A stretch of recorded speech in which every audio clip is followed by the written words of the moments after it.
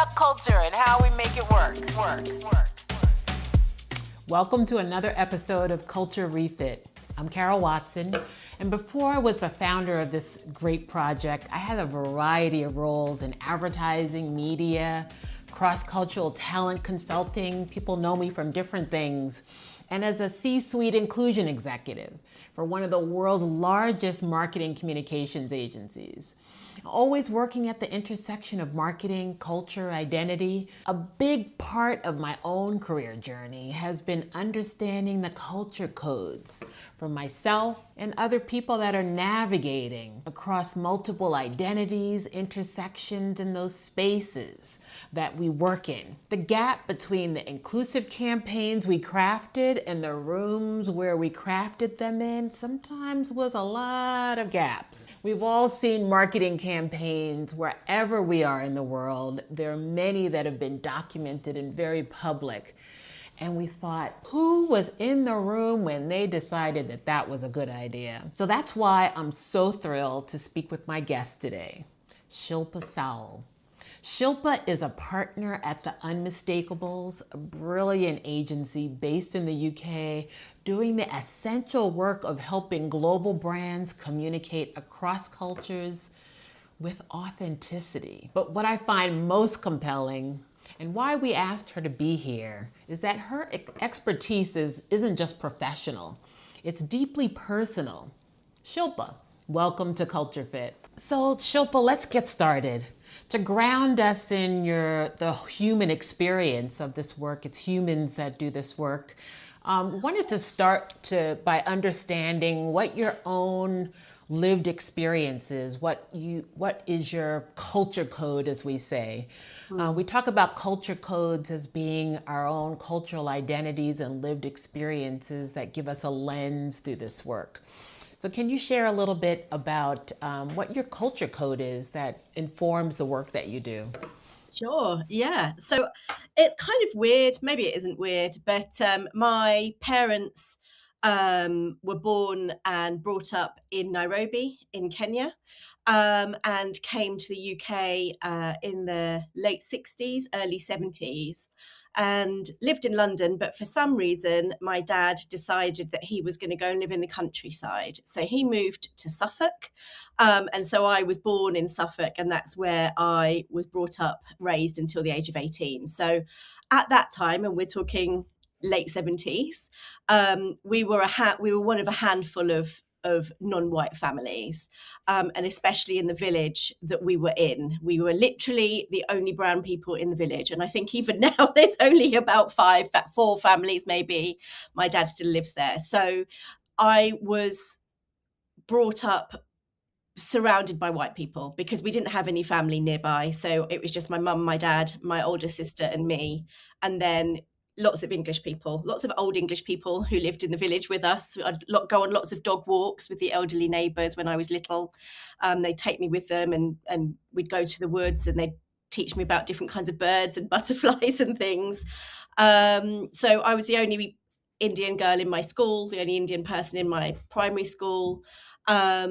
And there was racism at the school, and I really wasn't equipped to handle it because I didn't really have any sort of safe spaces beyond my parents, and actually they were useless in trying to help me deal with racism. So every time I went home and said I've been called the P word, they'd say, oh, just tell them that they're white monkeys, which obviously is just not helpful because all my friends were white, so that just wasn't going to help. So there was that. And then I was educated in secondary school. I went to a convent school, a Catholic convent school, educated by nuns. Again, still the only brown person or one of the few brown people in my school. It was slightly different because that was a private school. So where the racism wasn't necessarily shouted out loud, it was there. Racism exists everywhere, doesn't it, amongst all different classes within society. It just so happens within the upper middle classes it's spikier, I would say, because it's kind of sneakier. And there were, I remember a time that I was spat on when I came out of my maths class, because what would happen is that all of the girls, and it was an all-girls school, would line up either side of the corridor, and then you'd come out, they'd go in. And I remember being spat on, and I didn't tell anybody. I was so ashamed and embarrassed. So I felt like, obviously I felt like an other, but I didn't have the words to express that at that time. I didn't have the vocabulary. Nobody was really, it was very much a focus on assimilation at that point. So, for example, our teachers told my parents not to teach me and my sister our mother tongue, which is Gujarati. So we don't know that.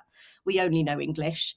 And they're just, yeah, it was kind of a bit of a crappy time, actually. Like, people will look back at their childhoods with like fond memories of like, oh, I had a magical childhood, and I've never felt like that. And that is down to being the only brown person in many of the spaces that I've been in.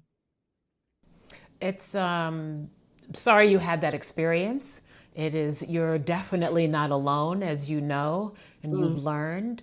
I'm curious about your thoughts about the conversation of, in the UK, it's really about class and not about race, but there's still an immigrant conversation. What do you say to those conversations? I mean, it is very funny, isn't it, how strong the class system is here in the UK? And what I would say is that the intersections between class and especially South Asian cultures and communities is very strong. You will find a lot of South Asian communities who believe themselves to be middle class, upper middle class, because of their wealth. But actually, when all is said and done, class is really nothing to do with wealth.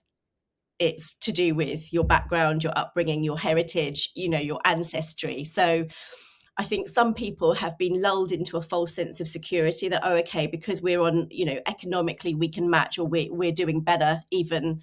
We're part of that society. And I just think that's a myth. I don't think that will ever be the case. We'll always be seen as immigrants. Yes, for sure. Estrangeiros, as they say in Portuguese. Okay. So values that you were taught, and intersectionality is so important in all of these conversations. You sit at the intersection of national identity, mostly raised in the UK, but the intersection of gender creeps in. So there are many different values that you've been taught and been exposed to in that experience. Can you share what came through from your parents as first immigrants to the country, what you've learned, and the intersection of gender in that? Sure. Well, I feel very lucky and privileged that actually my parents were really open-minded compared to now what I realize other people's upbringings were, because I didn't have anyone to compare my upbringing with at the time. And my dad always said that my sister and I could achieve whatever we wanted to. He invested in both our educations, and he was always of the mantra of, I want you to be able to be financially independent so that you never have to rely on your husband or your in-laws. I never want you to go and live with your in-laws, which is quite common in South Asian communities. But it's like, I don't want you to do that because I've seen actually that it's not very nice for new brides. And I want you to be independent. So we were so lucky. And, both of us at the age of 18 were able to leave home and go and study at university. And there was no expectation that we were going to move back home. My sister moved to London straight after uni, and I did the same 10 years later. So whilst there are so many kind of tropes and stereotypes and realities around the intersection of race and gender in South Asian communities, I feel really thankful that actually my dad in particular was just so open-minded. And actually, when I was pretty young, at the age of like 14, my mother started to become very ill. And by the time I was 16, she was diagnosed with Alzheimer's disease. And again, that was a way in which my dad was really able to step up. And actually, I think many men in the communities that we're from would have just gone, right, well, I don't know how to handle this. She's going to have to go into a home or go and live with her mother or whatever. I don't know. But my dad was really clear that he was going to care for her until she passed. He learned how to cook. He's a fantastic cook now. He cleaned the house, he did all the laundry, he cared for her, everything. So I just feel that that's just an amazing role model to have had. and still have, and really great to show that actually you can break these codes, you can break the systems, and you can make your life what you want it to be. I love to hear that. I hear so many super executive women looking for wives versus husbands, and it's great to hear he was a role model of an amazing parent and husband to her. So thank you for sharing that. So fast forward to what informs your current role. People that were othered when they were growing up, when they were in just going into uni and coming up, you develop a unique critical lens to see the world that you don't appreciate when you're young, but becomes a superpower, professional superpower in the rooms that you're in. Can you share what you realized looking back around all of those experiences and how they've become a superpower in doing the work that you do in the rooms that you're in? Sure. I mean, I think what's really interesting for me is that I was so used to being the other that actually by the time I went into the workforce, I mean, I was still the only person who looked like me with my experience, but I was so used to it that it never occurred to me. I didn't think, as my daughter would say, I didn't deep it. Like it wasn't a thing that was at the front of my mind. So I just kind of got on with working in PR. So I joined the industry in the late 90s, and there was hardly anybody who looked like me. Very few South Asians in PR at the time, especially women. But as I say, I was kind of used to that. So it was only when I joined the Unmistakables back in 2020 that I started joining the dots and going, oh, okay, that's why these conversations happened. That's why my bosses behaved in this way towards me. That's why team members would say that they didn't like working on my team. Everything started falling into place. And I realized actually, even though I was so used to being the other, nobody was used to having me in their periphery. So actually, yeah. So I think then I didn't realize I had any superpowers, let's say, at that point. I was just kind of getting on with it and doing what I saw everybody else doing. And now I think it's just realizing that so many people want to do really great work in this space, but they don't know how. Despite the good intentions, they don't know how because they don't know what they don't know. And actually, because of the multi-layered and multifaceted upbringing and experiences that I've had, I feel like I can just see a lot more. So I can see a lot more about when campaigns are being created, for example, or when employee handbooks are written. So I can ask, who is this serving? Who is not being considered here? And actually, I also have the humility to ask for help where I don't know. So we've just recently been doing a big piece of work that involves trans communities. I didn't know enough about the community. So I asked, and I learned. So I think it's that thing as well of just having the humility to recognize that you need to continually learn, which I think in the comms industry, in the advertising industry, I'm not sure that that's always necessarily the case. Yeah, there's this expectation, and I see it even with young people entering to industries where they think they need to know to prove themselves, but the vulnerability and the humility to ask about things that you know are a blind spot for you is an area that we want to definitely unpack. So let's kind of come to what is unmistakable. What do you do, and what kinds of work do you help brands with?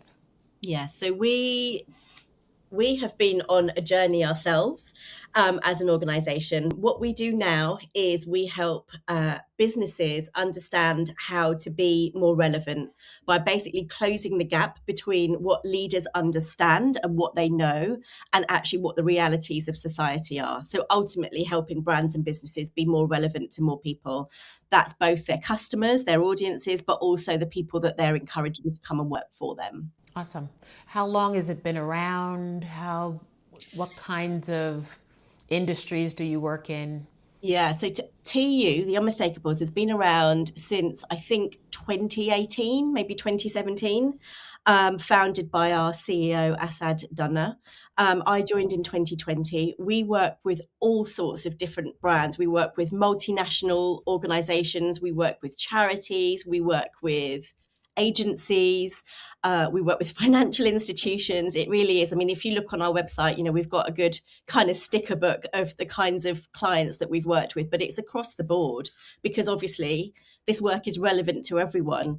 And I think we've, as with many other organizations that were focused solely on inclusion, we've been, slightly we became a victim of that slightly last year because people weren't really understanding why inclusion was so important. So this is why, and you may have seen Assad talking about how, DEI is dead and it needs a reincarnation. And we absolutely do believe that. We don't want to be boxed into DEI. This is about what we've always done as marketeers and as strategists, which is understanding what drives people and understanding what's relevant to people and just bringing that to the fore and ensuring people aren't making assumptions. You share quite a lot of examples and pressure points on LinkedIn and everywhere that you are.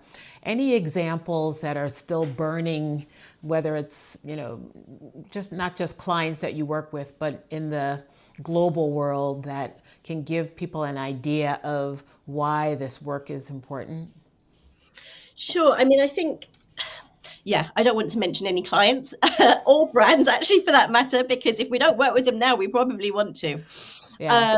But actually, I think a really good example and something that continues to frustrate me, and I'm sure you and everybody else, is the way in which representation is seen as the most important element of either a campaign, an activity, a strategy, the way that people are working internally. And one of the things that I always say is representation is not the hill to die on. So let's take the example of reform. Like we don't like reform, obviously, for obvious reasons. And they're trying as hard as they can to... Can you share with those that are not familiar with reform what they do? Yeah, so Reform is a party that's gaining, a political party that's gaining significant traction here in the UK. It's a far-right party. Many people are seeing them as the only alternative or the best alternative to the Conservatives, which is in opposition to our current government, the Labour government. So Reform is a far-right organisation which is going out of its way to recruit well-known politicians who are from minoritised backgrounds. So most recently, we saw Suella Braverman leave the Conservative Party and join Reform.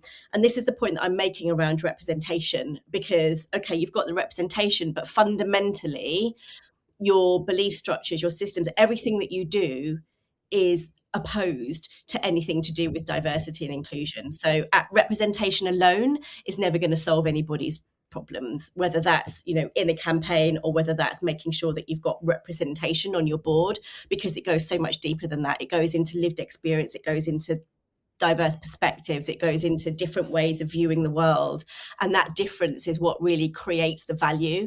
And you can't just measure difference by looking at the color of people's skin. So one of the things that we've talked about is the inside out approach that you have and believe in. What does that mean and how does that work in action?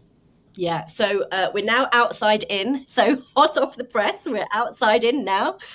You can check out our website for more details on that. But what that actually means is that, internal culture and external brand work or an external comms are all part of the same system and structure. You can't actually divorce those two things. And as consumers become more and more sophisticated, and we're seeing, the expectations of Gen Z and increasingly Gen Alpha, organizations need to put their money where their mouth is. So there needs to be real synergy between what you're saying externally, the campaigns that you're creating, the sponsorships that you're activating, and how you behave internally, because more and more millennials, Gen Z, and very soon Gen Alpha are going to call out anything that just doesn't feel right, anything that feels off. And I think as well, what we know of the world and the current economic climate is more and more people, younger people, aren't going to work to fulfill their lives. They're looking for fulfillment outside of their work. So work is really going to have to put the effort in to be somewhere that these people want to come and work at, if we're going to retain talent and genuinely nurture the next generations of workforce. Yeah, I think the inside out is and outside in is the two forces working together. One of the things that I've seen is that we can't fix the culture without working from the inside, but how you show up as a brand, as an organization from the outside, and does that really align? Is the combination of those two things working together? So I love that explanation. Absolutely. And I think you can really see it. You can really see with some brand campaigns. So Heinz, a pretty old one now, but a good one to bring up, the Heinz outdoor advertising campaign, where they had top table, bride, groom, family. The bride was black. And nobody was able to understand where the issues were with that particular image, because there wasn't anybody internally who was able to bring that perspective and that lens. So it is very much like, you can always tell, I think, especially with ad campaigns, creative campaigns, where you haven't had the right voices in the room to create it. I remember that campaign when I was in London and seeing the billboards and the metros, and it was a spike in conversation for sure, both in the US and in London. And it really reflected how even in different geographic regions, the conversation along social media and the chatter about it resonated, and really became a touch point of conversation. Yeah, it was crazy, wasn't it? Carol, what did you think about, what's your view on the American Eagle ad from last year with Sydney Sweeney? I'm not here to tell you to buy American Eagle chains. I'll say the American Eagle ad was a tricky one. It really showed that brands were not really paying attention to the zeitgeist and what people were thinking, and who is, what people's aspirations were. There was a perspective that everyone had an aspiration to be them, to aspire to that model of who it was to be popular. And, they missed the mark in the zeitgeist of being an individual and connecting what I call the polycultural perspective. Yeah, that's really interesting. I really feel like it was just a blatant dog whistle. I really felt like they were, okay, we know that people who support the far right need to buy jeans. Here's a market we can capitalize on, and this is how we're going to do it in a way that shows that we really understand you and what's going on in your minds. Yeah, So, definitely. yeah. We'll share in the link some of the examples of the ads, so you all will know the conversations. I've been collecting the examples that are happening all over the world, because it really reflects the inside out and outside in, and the pressure and the connection to both sides. Even my dog has a strong opinion, if you hear her in the background. But wanted to connect culture in the workplace to this conversation. What is that consumer employee paradox? So if I'm an employee working for a company or thinking about working for a company, how does this enter into the conversation? There's a lot of work that needs to be done, obviously, in lots of organizations, but I think it's really, really obvious when a company's internal culture just isn't matching up to the claims that they're making. And I think if you look at, what we do at the Unmistakables is we look at specific indicators to measure how inclusive internal culture is. So we look at, for example, reward and recognition. So what sorts of behaviors are being reinforced through reward? And I have this conversation all the time, especially I think in the marcoms industry, where there's been a big song and dance made of making sure that our industry becomes more inclusive. But actually, those same organizations who are talking about their commitment to inclusion are also rewarding pretty toxic behavior from people at the top. So that's just reinforcing the behavior that people don't want to see. So I think that's a really good indicator. And then retention. So again, everyone made a big deal, especially back in 2020, 2021, about recruiting people from different backgrounds. But actually what we saw was there was high levels of churn. So looking at what that churn rate is and what organizations are doing to actually retain people? Have they understood what they need to do to retain people from different backgrounds? Psychological safety. So, okay, if I am from a different background in an organization, do I feel safe to raise concerns? Is the organization allowing for the fact that, for example, I'm a working mum with 3 small children? Like, are the patterns there to reflect my lived reality? And also, as we've said, like, do we have the people internally who reflect our consumers? I remember years and years ago, I worked on a frozen food brand. I won't say which one. But it's a really well-known British frozen food brand. This is before I was at the Unmistakables. And I remember the creative director of the ad agency at the time sort of standing up and telling this agency loop team, well, we all really hate it when we go to restaurants and we see children misbehaving or on their phones or just making a ruckus and you're out for Sunday lunch. And I just thought to myself, the people, the audiences, the consumers who are buying this frozen food product will never be in your vicinity. So you are coming up with all of these insights and all of these assumptions around how families operate, but you don't actually really understand the families that you're targeting. And I think that was one of the first times I was like, hold on a minute, something is very wrong here. So I think that piece around talent is just so important and will continue to be important. And I feel like a broken record, and I've said it on LinkedIn. I don't know how many times I need to say you need the right voices in the room to inform your creativity, but it still hasn't happened 6 years on. So I'm going to keep saying it. One of the things that I learned in my journey in this topic is some of the ones that we've seen that came out poorly or didn't even make it outside of the room, ended up in the cutting room floor. There were people in the room, but the psychological safety, the trust, more than just the psychological safety, having trust that you will be valued and respected and heard was not there. So sometimes they did speak up, were not heard, or they didn't feel like they could say anything because of the power dynamics in the room. So there's so many factors that need to be unpacked and chiseled away to really see good progress. Absolutely. So that's a really... What have you seen as companies that are doing this well or have turned it around? Any success stories that you can share? Yeah, I mean, we've been so lucky to work with so many client partners who have just gone all in on this work, who've just really invested in it and spent the time. So one partner of ours, Mother, the advertising agency, we've worked with them for a number of years now. Fantastic people. And they came to us and said, how can we make our creative executions more inclusive? And actually, what happened was when we looked under the surface of things, we realized, okay, actually, there are some fundamental building blocks that need to be in place in the way in which you all work together and the way that the organization is run before you can start thinking about those leaves on the ends of the branches, which is this beautiful creative work that they do always create because they're just great people.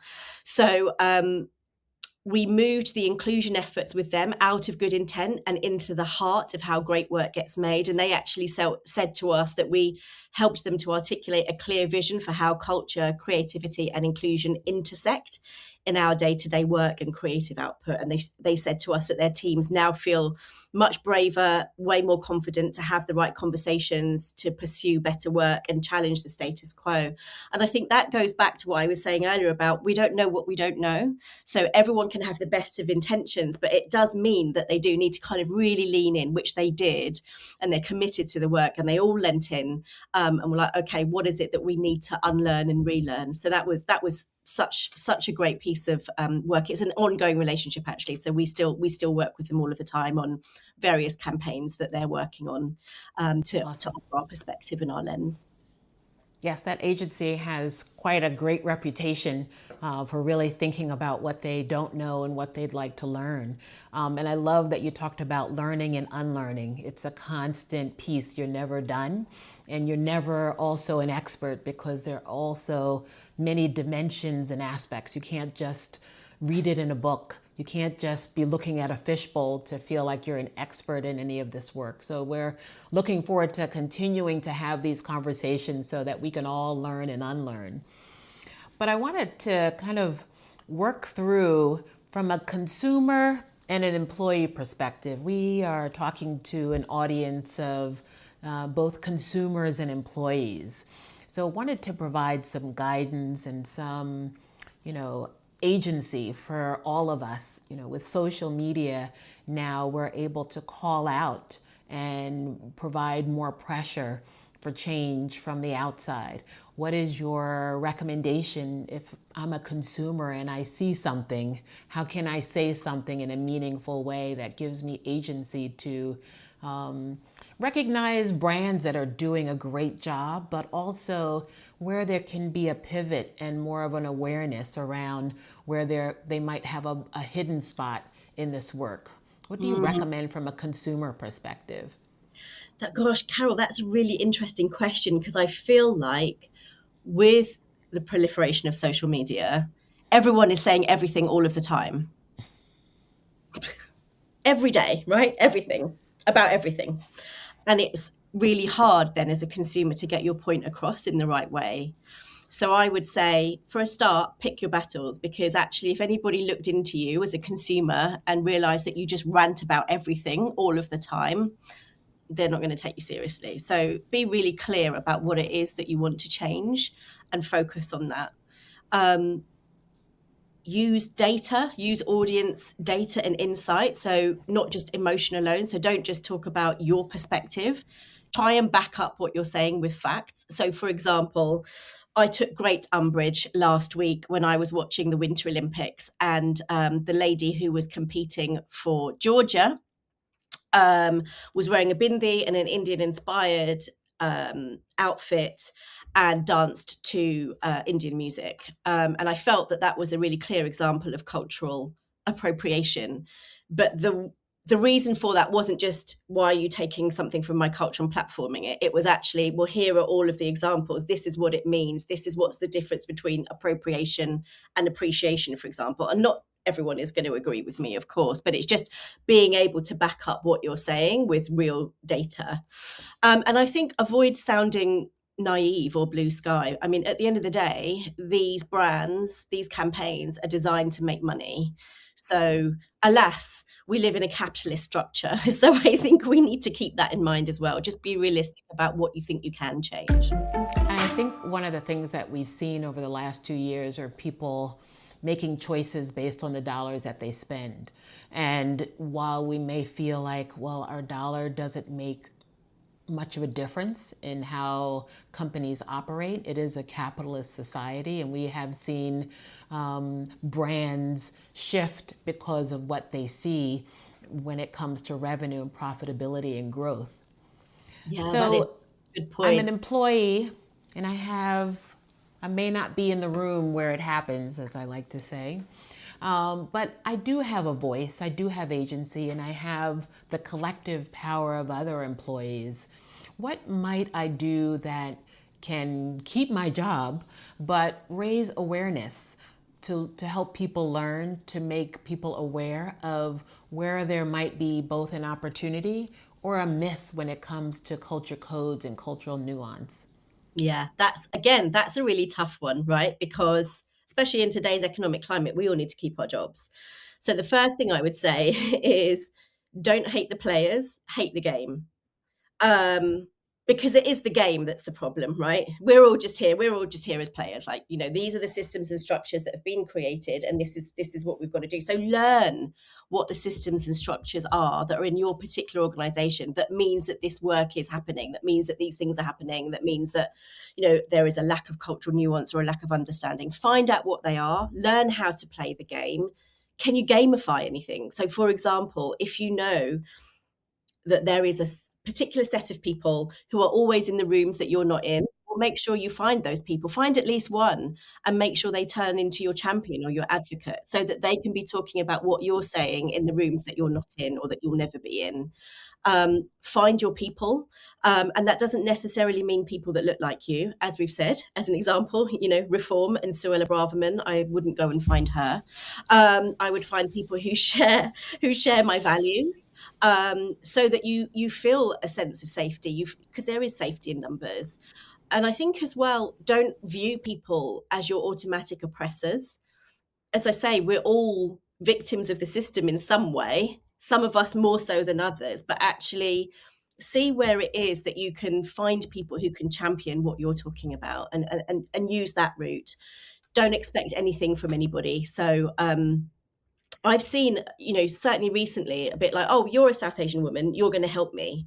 Well, yeah, probably I will, but not necessarily, because it depends on who I am, and it depends on who you are, and it depends if you're any good at your job, and it depends if I'm going to put my neck on the line for you. So, let's not lull ourselves into this false sense of security that just because we've got shared characteristics with somebody that they should automatically be championing us. Yeah, and Unmistakables shares such great reports and information. So sometimes it's sharing information externally that might enlighten, that helps inform for open ears to see. So I encourage people to do that. We have the memo that comes out every week that really helps to, it sort of distills what's going on and gives people different perspectives. So that's always a good place to go, just to help you inform your own thoughts and as I say, gather that evidence to go to people with and say, this is what's happening and this is why. So there have been a lot of conversations and a lot of issues with brands and companies that appear to be performative. And to your point, the outside is not mirroring the inside. How do you know if a company is just being performative in their brand and communications, or really there's something there? I mean, I think it's so clear now. You can see from the kind of ad campaigns or brand campaigns that they're putting out, but you can also see you could go on Glassdoor and find out what the internal work culture is like. You could look at how people behave within the organization or what people are saying about it. I mean, I just think today consumers are so attuned to calling out performative behavior. I mean, just what was it, a couple of months ago with Elf Beauty, where they usually do great work, but they made a bit of a boo-boo where they had a guy who is known for domestic violence and, joking about domestic violence to head one of their campaigns. Immediately, my 16-year-old was like, yeah, I'm not buying Elf Beauty again. So you can just see it. You can see it a mile off, can't you? And these younger generations, Gen Z and definitely Gen Alpha, they just know. They're trained that way now. Yes, and they're trained to speak up and demonstrate their agency. So we're going to close out with two of our favorite questions to ask our guests. One is, as a student and obsessive culturally curious professional, we're always learning and unlearning about culture. What are you curious about right now when it comes to culture? What I am loving right now is what we call the reverse culture flow. So we've seen lots and lots and lots of examples of this. So way back when I was at university, which was a really long time ago in the 90s, I learned a lot about consumerism, culture, and Americanization. And what I love now is that Americanization is more or less dead, let's say, and actually people are getting their inspiration from Japan, Korea, China. And finally, we're seeing that actually there is this reverse culture flow going on. And I'm really interested to see how quickly brands in the West are going to adapt to that. Because for so long, any global campaign, anything has always been led out of the States or somewhere in Europe, right? But more and more, we're seeing all of these phenomena popping up in Japan, Korea, China, and coming here. And actually with Gen Alpha and Gen Z, they don't care. They'll grab inspiration from anywhere. So I'm really curious to see how that's going to play out. And then I think, I've talked a lot about future generations. How Gen Alpha is going to redefine belonging for me is just it's a passion point of mine because I've got 3 Gen Alphas living under my roof. So I find that really interesting. And then finally, of course, everyone's talking about AI. And for me, I will be interested to see how AI works in interrupting or reinforcing bias. And I've been doing some work on that already with one of our clients, but just understanding that in a lot more detail and seeing what's going to happen in the next kind of 12 to 18 months when it comes to all of these great opportunities around AI. Yeah, everyone wants to predict AI, but it's doing its own thing. It's living and breathing and changing and morphing. So keeping an eye on it, but also encouraging, organizations and brands to test and check their, the data sets and, check the prompts and make sure that that human skill that we know is so important when it comes to AI is really trained and culturally intelligent and aware of blind spots and hidden spots that they might have when it comes to the prompts or the output and pushing back on that. So I love all of those questions that you have, and we're looking forward to exploring and unpacking them as we move through our series for Culture Refit. So finally, to close us out, we have a request. We want to make sure that everyone listening has a tip or a dicas, in my Portuguese, that they can use when they finish listening to this. That's the gold nuggets that we want to make sure people can have to thrive and feel inspired and feel like they have agency and solutions. What's your tip? You've given us so many gold nuggets already, and we really appreciate it. It might be a personal tip that you use to navigate when it comes to working with different organizations around the world and different brands, or how you've navigated your career. What's your tip or dicas? My tip, Carol, I think I'm going to have to come back to don't hate the players, hate the game. I mean, I really feel like, that's just useful in everyday life, whether you're at work or at home. Just like, step back from the hate, step back from feeling awful about things, and look at the systems and structures and how you can game those. And like a game, keep your sense of humor, find your joy. Well, thank you for coming and sharing your wisdom with this audience, and we look forward to watching you, following you, and we will be sharing all of the handles and the links for Shilpa and Unmistakables and the great work that they do in the transcripts and the information below. So please continue to watch Culture Refit and join the conversations. Thank you so much. Thank you for inviting me on. It's been really great talking with you, Carol. Thank you.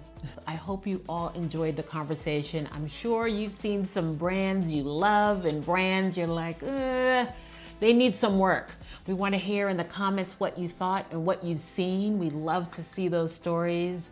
And we're going to continue to unpack different aspects of culture, as you can see. So please join us in the upcoming episode where we're going to go deeper and take a different perspective. So we know you don't want to miss one single thing. So please subscribe, like, follow us on YouTube, Instagram, all of your social media and podcast channels of your choice. And we look forward to seeing you soon, because we're going to change the culture. We're going to refit the culture. Join us at Culture Refit.